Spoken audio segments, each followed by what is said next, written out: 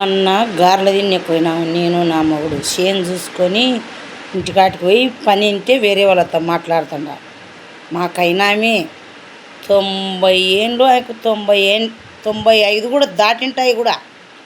ఆమె ఏమంటుంది కర్రా అంటే పోయినా ఏంది నీది ఏమన్నా ఈ ఊరు అనుకున్నావా మా గారెలది నీ పేరు చెప్పి ఈడిగలు తీర్చన్నావంట. అట్లా చెప్తే నేను ఒప్పుకోను, చెప్పాకు ఈ ఊరా ఈ నేల అని అంటే గుద్దల మండి నాకు.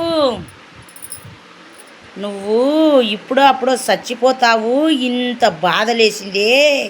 నువ్వు కొన్నావా ఊరు? నువ్వు కొన్నావా నీ వాళ్ళు కొన్నారా? ఎంత బాగా మాట్లాడుతున్నావు నీ బుద్ధి పుట్టిన తోలుకురాపో, పోలీసు వాడిని తోలుకొచ్చావో ఇంకా ఎవరినైనా తోలుకొచ్చావేమో. నిన్నేమన్నా తిట్టినానా? గారెల తిన్నోళ్ళని తిట్టినానా? ఎవరినైనా పొరపాటు అన్నానా? ఇంకా మంచోళ్ళని నేను పొగుడుకుంటుండా. ఎంత బాగా అంటున్నావు ఇదే గారెల తిన్నెళ్ళి పుట్టినా, ఇదే గారెల తిన్నెళ్ళి 5 ఎకరాలు పొలం తీసుకునే నా యవదాత గారు వచ్చి ఇదే ఇంత మటుకు ఇంట్రెస్ట్ ఉండింటే మా యవదాత గారి ఇండ్లు మా పెద్దమ్మల్లో కొనియకపోదు, నేనే తీసుకుందును. నువ్వెవుతివే చెప్పనీకి?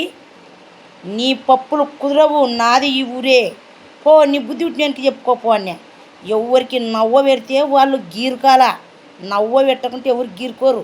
ఈగ సీమ ఎవరితోన్నా మాట్లాడి తప్పే గుర్తుంది, అది గీరుకనికి తప్పుగా అపార్థం చేసుకనికి అంత సమానమే. నువ్వు ఎంత బాగా మాట్లాడతావే. సచ్చే బెస్ట్ ముండకే నీకు ఇంత బాధ అంటే వయసు ముండలకు ఇంకెంత బాధ ఉండాలా? నేనేం తప్పుడు మంచినే యాలూరులో కానీ గారెల దిన్నెలు కానీ ఉద్దర కట్టే పెట్టి గుర్రమాట ఆడిచ్చ డప్పక డప్పక డప్పక డప్పక డప్పక డప్పక డప్పక నాకు ఒక లైక్ కొట్టరు. అది అప్పుడెప్పుడు సత్సాది, అది 98 ఏళ్ళు ఉంటుంది. అది మాదే మళ్ళా మంచి అమ్మకు అయినది. అది యువతి అయితేమి ఏం నా దాయాదా? నా నాయన చుట్టమా, నా ఎత్త చుట్టమా? ఇడ నీ గుద్ద నా మొగుడు పట్టుకొని దెంగ ఇప్పుడు తిరుగుతున్నా. నేను ఒక్కదాన్ని వచ్చాను, అప్పుడు అడుగు మళ్ళీ మీ వాళ్ళు చూచంటారు వీడియా. ఇప్పుడు తిరుగుతున్నా, అప్పుడు పట్టుకో నన్ను చెప్తా నీ కథ.